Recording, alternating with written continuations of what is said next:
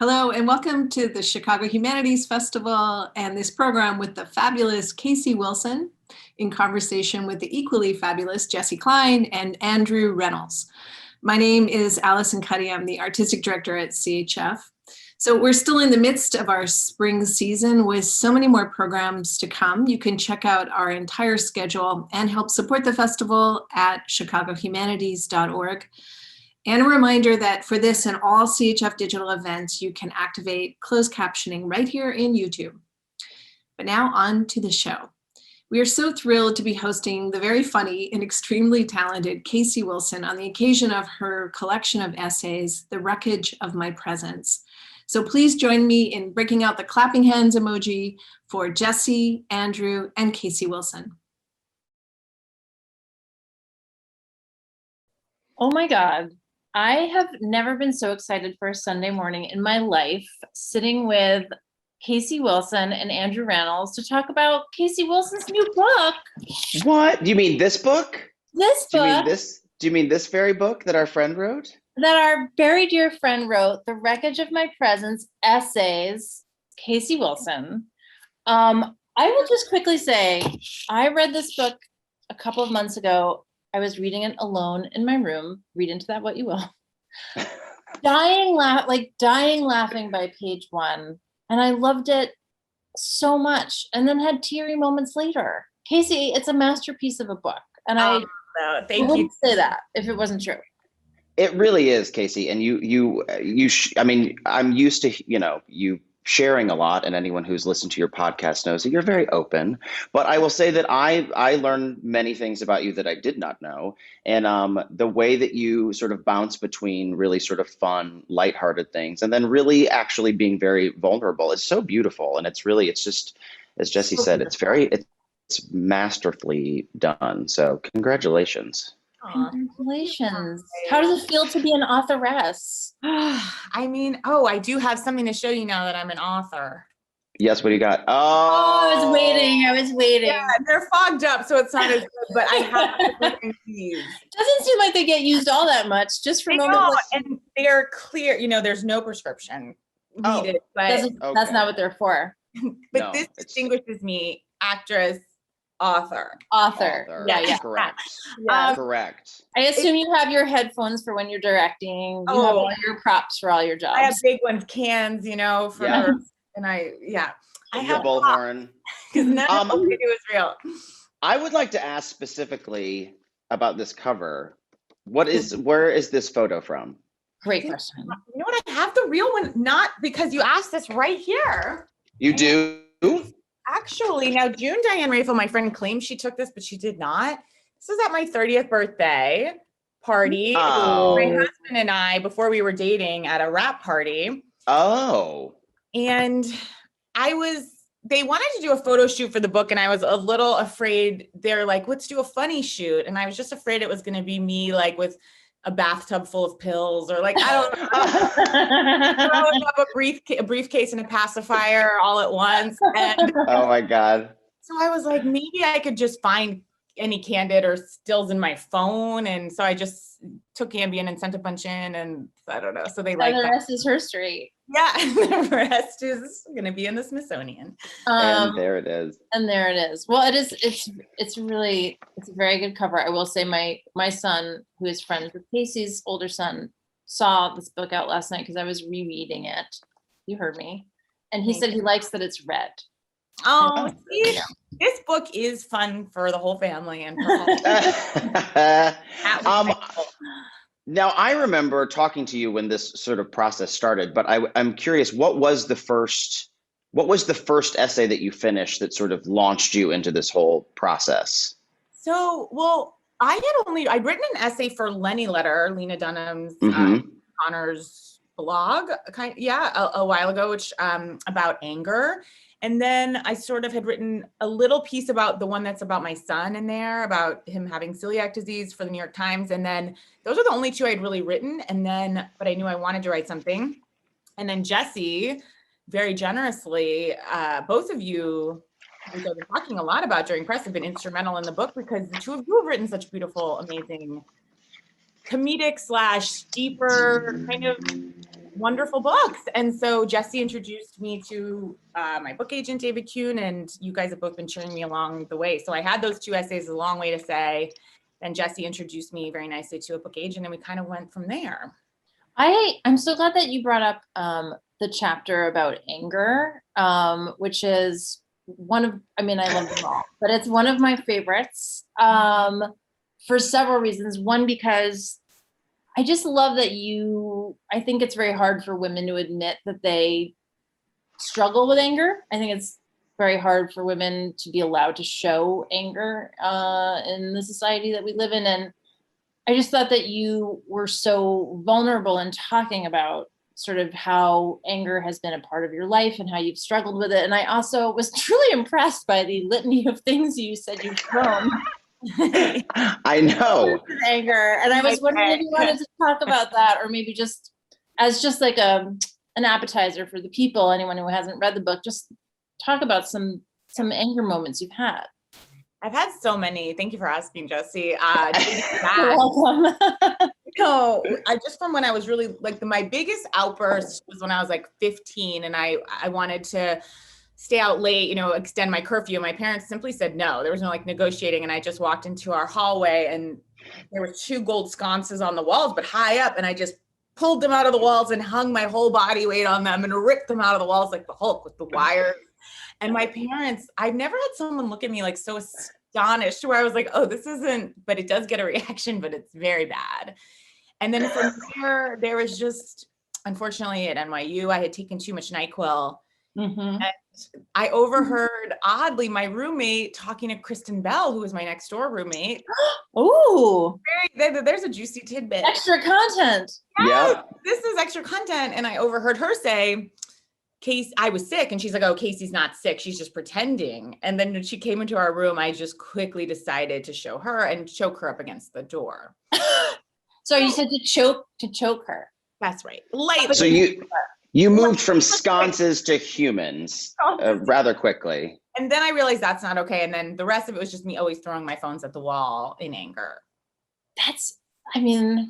God bless. A vase or 2, jewelry thrown off of typically not my own jewelry. I would always be like, let me get the nice stuff, keep it there. So I'd be like, Sure. Then I would take a second to just get off the. But I love that you have the goods. Like it's not like someone like when some gorgeous person is like, I was a nerd in high school and they show a picture where they're in glasses. It's not like you're an angry person saying like, sometimes I just get a little annoyed. Like you like have the receipts, like you've choked someone against the wall, you've thrown your phone. And what's also so interesting to me is, as someone who knows you and loves you very much and adores you, I think it's nice to also see that this is something that a person who comes off as lovely and sweet and in control and nice as you are does have this roiling, feverish temper. But if anything, it's sort of a problem only because I then struggle with my other side of myself is like to be so nice and I want everyone to see me because I know it's like here. So I'm trying to make everybody look over here that sometimes it's so alarming to people when I do snap on them because they're like, I'm sorry, I thought everything was going great here. Like, yeah. But you want to keep people on their toes, you want to keep them guessing. That's the important part. Was there anything as you were as the book was finished, as it's you're reading the final final before it's going to print, was there anything that you hesitated about in terms of like, am I ready to share this? Yeah. Do I want this person to read it? Was there or moments maybe that you were like, maybe I went too far or maybe not? I don't think you did, by the way, but I don't think you did either, but I love this question. Thank you. I had, and I don't know if it's like PTSD, but I was like, the SNL stuff, I was like, I don't know if I should have talked about that in a way. I don't know. It's just kind of like, is it boring? Everybody has their stories. I actually have gratitude for being there. I didn't have a great time, but it's not like, so, I don't know. I just kind of like, does that feel cheap or something, or getting into all of that, or like some of the body stuff? And then I was like, should I have told people I still suck my thumb? Like there's things you don't know if you should include. Bridge too far.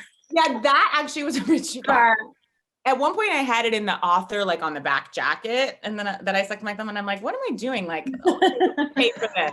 are gonna learn this. Like, I already put it all out there. this at a fucking Barnes and Noble, like to learn I, that.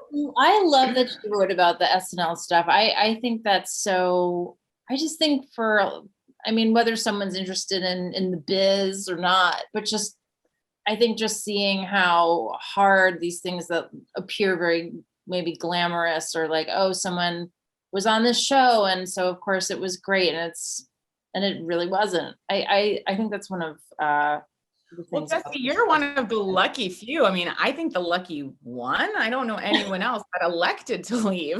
Well, again, that is What a how woman of I dignity, tell and the just story know to there's someone people. of dignity here.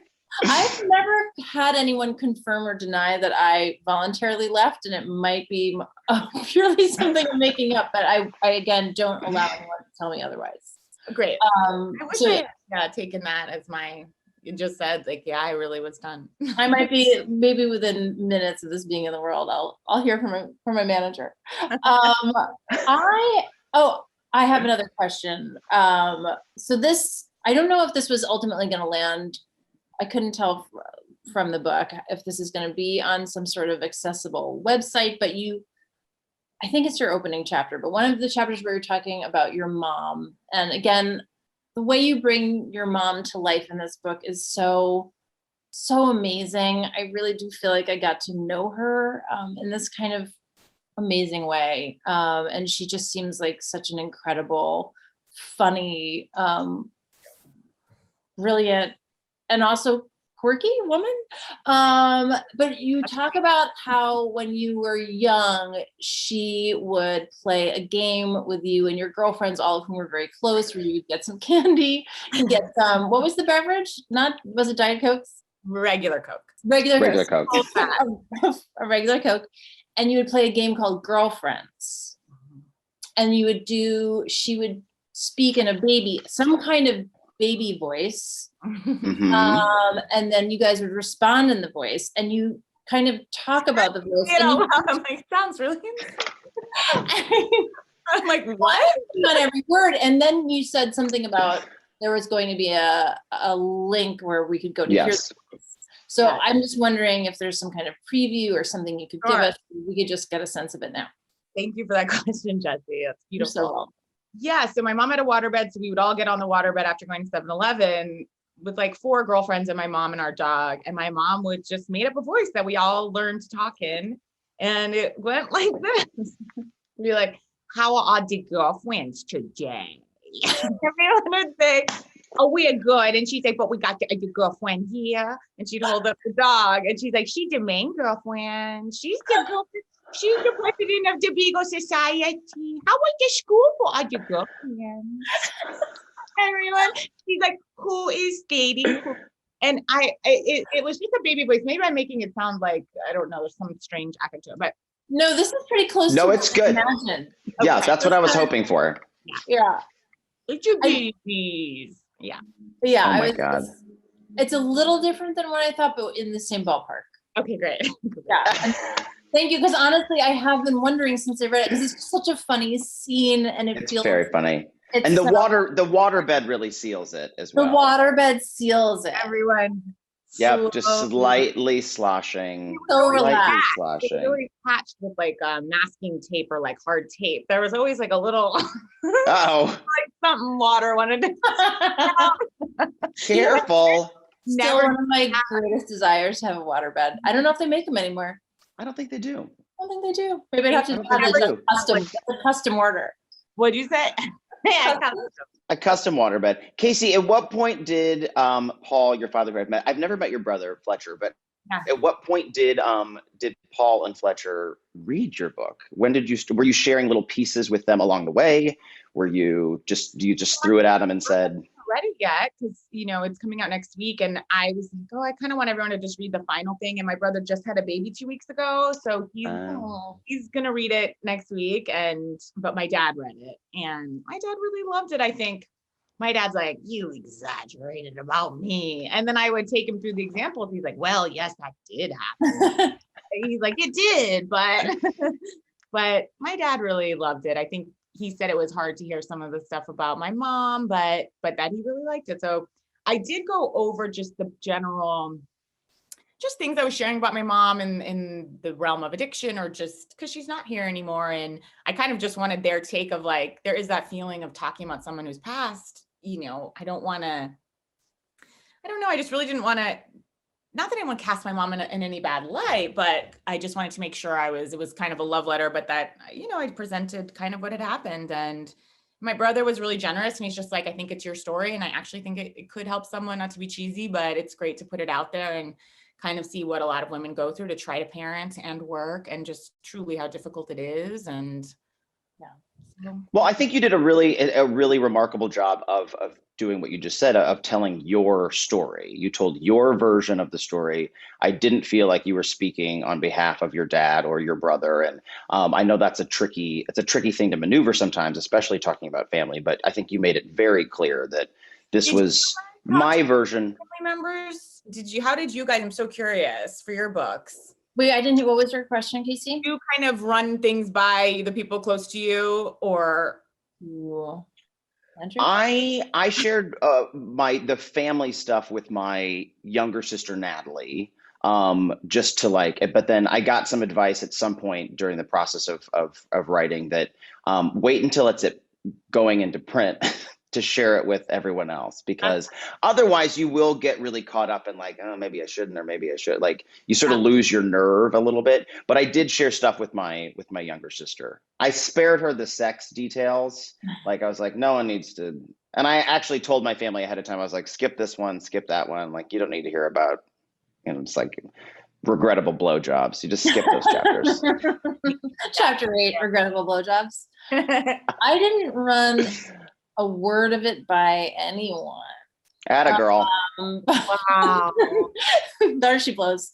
No, I did. I only, not my family, but I didn't really write about my family too much. I wrote about my husband, and I showed him. I showed him before the book came out in stores, which seemed generous, but what he didn't know was that it was too late to make adjustments. So back. Yeah, I just but I did want him to kind of, I think in general, I had that nervousness a little bit. So I didn't feel like I didn't want to write anything about anybody that I thought I would regret or would stir something up. But I feel like I heard this Anne Lamott quote after I wrote my book, actually, which was like, if people are worried about what you're going to write about them, they should have behaved better. Wow. About that. I'm like, oh, I yeah. love that. It's just something to take under advisement. Along those lines, though, I had a question in terms of just one of the things also that I think you've done so beautifully in the book is really balancing the dark stuff and the raw stuff and things about your mother's death and just your own real challenges you've had in your life, along with keeping things pretty much uproariously funny the whole time. I don't feel like there's ever a chapter that really ever goes by without like very hard laughs and real humor to it. And I was just wondering, it all took a lot of work, but were there ever chapters where you started to feel like, oh, this is going too dark, I need to revise, I've left the comedy out of this one, or maybe the other way around where you were like, actually, maybe I'm covering my raw stuff with too many jokes? I think more the latter, where, my editor, whom you share, Jessie, Best. Emily Griffin, is so amazing at HarperCollins. And she was like, I think my default is always humor. And she's like, I think you can just try to not feel afraid. You don't have to just be so wanting everyone to laugh so much in a way, because some of it is just simply, it's almost jarring to have so much humor in certain sections that are kind of more serious. But my default is always wanting people to laugh. So that was a bit harder for me. But I also submitted one essay at one point about my son, and she was like, this is too dark. It's just, she called me, she's like, it's simply too dark and mothering. And she's like, I just don't think it fits tonally what we're doing. Totally is always a real safe word for editors. Yep. Yeah, I feel like I had written it like a couple drinks in on an airplane, like across country, and I was like, and she was like, "No, like this is for your diary." Like, Can we this- get just like a headline? I don't want to blow up your spot about this No, it was totally just off chapter, but how- curious. my God, anger and mothering and how people treat moms and like and just anguish over what had happened with my son and wanting to be a good mom. So all the themes are still in there, but it was pretty dark. She's like, this is the kind of thing like you burn in Ojai with friends. Oh God. Like, but we're putting in an airport. book. This comes out of the arc at the end of Indiana Jones. Oh my God. Oh my God. I'm a little worried that might be my entire next book, but No, I guess Well- she'll let me know. She'll let me know. she will let you. Call you from Um, Ohio. I really loved hearing your happy ending stories as well. And I loved that chapter where you sort of really dive into what that process was like. And you speak so lovingly about that whole cast in a really, really beautiful way. But we also get to meet David, your husband, in that chapter. What was that like to commit to paper, like your love story with your husband?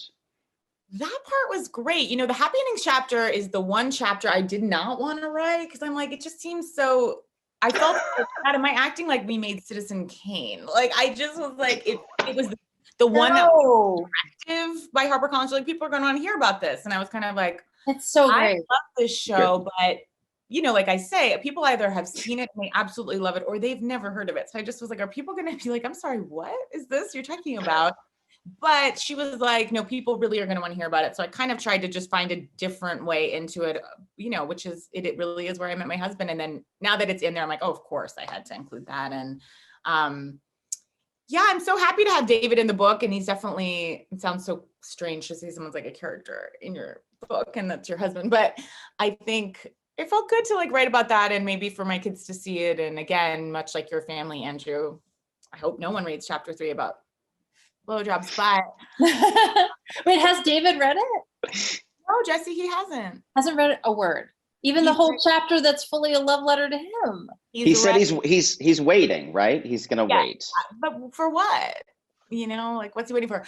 So Andrew and I are in production right now shooting Black Monday, and David is working an amount of hours. But I can also see this waiting period extending to like from now. I'm like, he's like, I am waiting, but for what? The No, but audiobook? Just wants to hear more of your voice. Chapters here and there. He read the happy endings one, and he really loved it. But David has so many funny, I guess just knowing both of you, there are a couple of moments where you throw in some lovely David quotes about just about you and your lifestyle. What does he call you at one point? He says you're a magnet for the unwell. yeah. Or someone with a much more collection of broken toys, friends, and like. Oh my God. And the details of your bed life, not your sex life, but Yes, bed. your bed activities. Yeah. That was that. And now I had heard versions of this in the past, but you really get into detail about your bed life and your love of the bed. We all went to dinner, remember, at Christy's house. Our manager, Mhm. it was the 6 of us, and Katie Dippold. And telling that story was when I was like, oh, maybe this is funny. Like to us, it really wasn't like something we're breaking out to tell people, you know, because you have those stories, but this was like we kind of stumbled into everyone's marriage, and we were like, yeah, and of course, you know, because we eat all our dinners in bed, and everyone was like, I'm sorry. Just drop that there. Yeah, so that story was sort of born out of, you know, when you get feedback from other people's expressions and questions and concern about how much time we spend Intrigue. intrigue. Yeah. Wait, I have another question. Look, I have like a little list. I'm not going to brag, but I typed You're questions. so prepared. I'm so impressed. Oh, this is so you finish your book and you've obviously, and then you go through it a million times. I'm just curious because, well, I don't know. I'm going to just ask, do you feel like there's any chapter or any essay that is your favorite one that you feel the most happy is like going out into the world and like, if nothing else, I just want people to read these words that I think might help people, or this thing that might Like, was there one, or is it like your children, no favorites? No, that's so my like, like for whatever reason, I don't know why. I feel the essay, it's called Cool Girl, that ends with Louis Anderson, is the most Yep. me of just weird things that happened, and That's so feeling my insecurity next to women that I identify as cool, and just kind of, I don't know, that essay about being at the Emmy party. I don't know, somehow that one just feels the most I love like, it. It's so As great. because you're out here, you're talking about your book, you're doing, a lot of press and talking about it. What have you been surprised by people's reactions? Like, is there something that people are gravitating towards as they read it that sort of is surprising to you, that like maybe you didn't expect people to be picking out?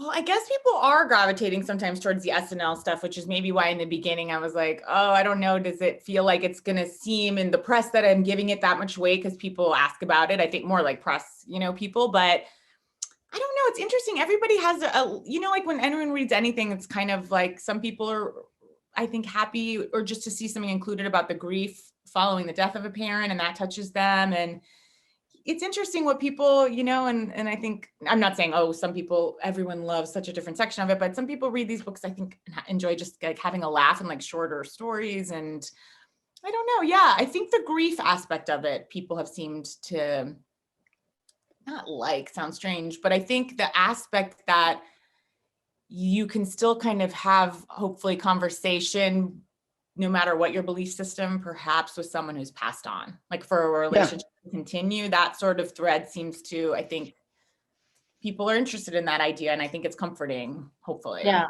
Well, Well, and you so- speak. Go ahead. Sorry. No, I was going to say you speak about your grief in such a very honest way, and it was a very dark time in your life, and some of the behavior. I mean, it's probably in those moments seemed nearly impossible to get off that mattress in the closet and return that grocery cart. Like, I'm sure that seemed just so overwhelming, but it was really inspirational to see you also come out of that on the other side and find your way out of that. But I think I was so moved and really related to it a lot, that you spent so much time talking about what those moments feel like, and what those overwhelming moments. And you also, I would like to say, you made it into a really beautiful short film, Daddy-O, that I think is just extraordinary. So if you haven't seen Daddy-O, please, Daddy-O is so please. It's fantastic. But like after this book, I'm done with my family of origin. Like they've gotten theirs. Like I feel like we're set. But in a good way. Like I think and I talk about it a lot in the book because my mom died and I think, Andrew, I don't want to speak for you, but there is a more like middle years of lifetime. And I think it would be so hard to lose parents at all different stages of life. But I did have a very prolonged, almost like arrested development in terms of moving away from my family of origin, when most people were like, now they're with their boyfriends or girlfriends or their friends, or they're kind of moved on. So I think I've almost done like extra excavating work about the formation that occurs after a parent or someone dies. You then have to like re-find the other family then that forms. So all to say, I do feel actually it was very cathartic to kind of write this and kind of almost like move on in my own life in a way. I'm like, oh, okay, I've done that in a way. Yeah.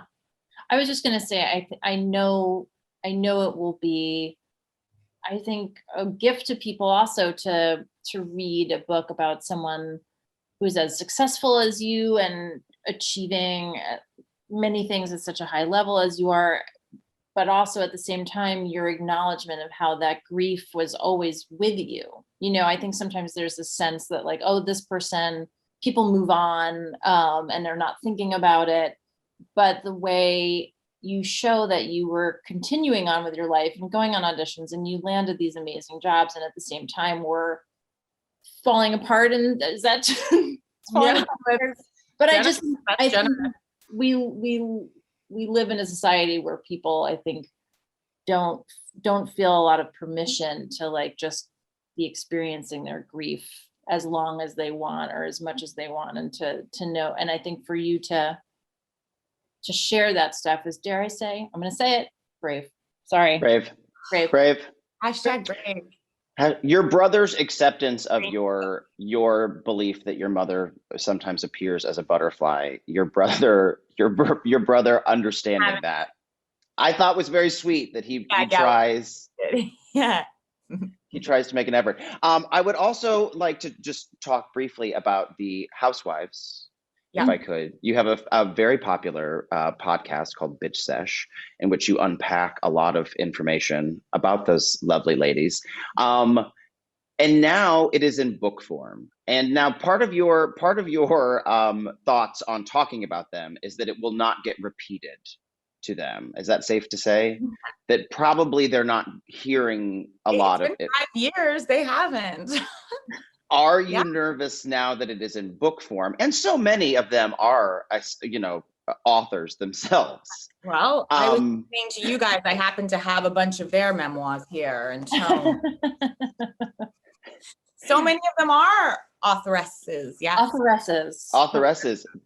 Do you think this is going to, you might be hearing from some folks? I can't imagine. And I know that sounds crazy, but I can't. I mean, one of the Housewives essay is going to be in Vanity Fair. And there I'm like, maybe that they could get to Vanity Fair, but I don't know that they're getting to the bookstore. I don't know. I don't see it, but truly my love for them is pretty boundless. So I also am hoping and granted there's some scathing commentary on them, but I also hope, as much as to my mother, to the Housewives, there is a love letter. Yeah. I only ever feel the tremendous love for them. Yeah. I think they own a bit of who they are. These people are unbothered. There's only ever been one housewife, and my friend Danielle Shiner, I do the podcast, who tried to send us a cease and desist. And she's the one housewife no one ever liked. Like, everybody hated her. So I feel like she was just out there trying to stop anything that was happening. And we sent her some flowers and it was all done and done. So. And that was it. Just a bouquet. That was it. Yeah. Oh my God. I wanted to ask, so one thing that I did enjoy after my book came out was, obviously I'm a narcissist and created, I was searching for myself in my book on Instagram. But people would post pictures of the book out, here I am reading this book out in the world, wherever they are. And there'd be someone reading it at the beach, or someone reading it at a park in another country. And it was so, I think, because you spend so long just hunched over your computer wherever you are working on it, and then to know that it's out in the world. Yeah. I found that so fun, and I was just wondering, is there any perfect place you would want to see someone reading your book? Is there a pairing of the wreckage of my presence with an environment or a food? How would you recommend that people take this book? I would recommend people take it on something, be it a margarita. I don't want anyone fully there to read it. My perfect world, they are at a beach, they're having a jalapeno margarita or some tequila. Maybe they're having a rosé. Maybe they're having, as you know, Jessie, I like an orange wine. In contact. Their troubles are all away. I want everyone to just be, hopefully, especially after this year, just in a place of paradise, reading about someone else's problems and laughing is my ideal setting for this book. The jalapeno margarita recommendation is very specific in a way that I think will be appreciated. I think so. Yeah. Guys, she likes a spicy marg. I do like a marg. We're wrapping up, but may I ask you two both a question? Oh my God. Oh God. As incredible authors of You'll Grow Out of It and Too Much Is Not Enough, what's happening are you guys both writing follow-ups? I know the answer, but could you share it? Andrew? Where are you guys? Yeah. Yes, I'm continuing. I'm writing a second book. So Andrew, it's at a specific period in time. Yes. So I kind of capped mine off around 2005. So I'm just figuring out, I'm just writing sort of literally the next chapter of my life right now. Yeah, I'm so excited. Thank you for asking. I didn't know this, and I am thrilled. I loved your book so much, Andrew, Thank you. Well, and I love yours. And I remember talking to you maybe too soon after it came out. And I said, are you writing another one? And you said, not for a minute. You said not for a minute. I am writing another one. Again, worried I might be told to burn it all in Ojai. But I just Truly, I might, but You turned it in, Jesse? I just turned it in. I'm gonna start editing it, I guess. Oh my God. There it is. So we'll see next year. Process did you guys like better? Are you finding it easier to write a second one or less intimidating, harder? I don't know. I had never worked with an editor before, so I mean, never written a book before. But I found now I'm getting into it again. Like I can sort of hear his voice a little bit about like, do you really need to write this, and can we speed this up, or maybe go a little deeper here? And so that part of the process I feel like is a little easier. That now I know what the kind of game plan is a little bit clearer. Was that hard for you, Casey, about like working with an editor? Like, I mean, I know you've worked with editors on and producers on screenplays you've written, but was that hard to have somebody literally refer to like your grandpa as a character, and you're like, well, it's not a character, it's my We need grandpa. that grandpa character. I'm like, well, that's my grandfather. Passed away. Yeah. I love the book process in the sense that, I mean, you guys both know, like writing TV and movies to me is just so annoying. All the amount of notes from all the people. I'm sorry, it is. I just think it can be so soul crushing. And I also haven't succeeded at it, so you're probably hearing bitterness, but there's just something, and I feel it with the podcast too. It's just a medium where you're just kind of more free to put out your own creative vision, for better or worse. The downside of it is if like people don't respond to it, you can't like blame a million people, but I just thought it was so nice because I had such a great editor and I trusted her that I, in fact, didn't feel like I needed to show it to like a million people just because I was like, I kind of trust her. And I just felt it was nice to put out a creative vision that doesn't have 20 other people in the margins, sidelines weighing in. Yeah, that is one of the nicest parts. I got a little spooked writing the second one, I think. Some of it may have been circumstantial, i.e., I think the last third of it was written during the pandy. Not ideal. Not ideal. But I also, with the first one, like I was so like, no one's ever gonna see this. Like I just sort of was convinced it would just sort of evaporate. I mean, I don't know. I was like writing it mainly drinking and literally eating cake at a cafe like in Brooklyn the whole time. It was just like, I don't know. And then this one, I just was a little more aware of like, oh yeah, at some point this is bound and it does go to a store and people read it. I don't know. I think I was maybe a little more like what's going to happen, but in both cases, Casey, I agree with you. It's just nice to kind of be able to sort of just flow with yourself a little bit. Yeah. Wow. Casey, Guys. congratulations. It's such a beautiful book, and It really what do you is. got? No, what? No, it's not her day. Ramona Coaster. No, I don't have the book in front of me, but Not thank you guys so much for doing Thank this. you. For being both of you so supportive of this process. Like to have friends that have both written incredible books in this genre-ish is just so beyond my wildest dreams, and having you guys to do this with me today is so sweet, and I'm so appreciative. Oh my God, thank you for writing it. I'm buying it for all of my friends. God, I'll send you some. Perfect gift. Yeah. Andrew, you're getting this. No, thank you for having us, and good luck with the rest of the big rollout. I know it's a lot of work, so you're Big killing rollout it here in this corner where I bought right in that corner. at a flea So market. many tops, I so didn't many think- earrings. Yeah, I didn't think I'd be spending a year and a half in this one chair with when I bought it. Replacing those flowers. At least you're replacing the flowers. Thank you guys. Thank you.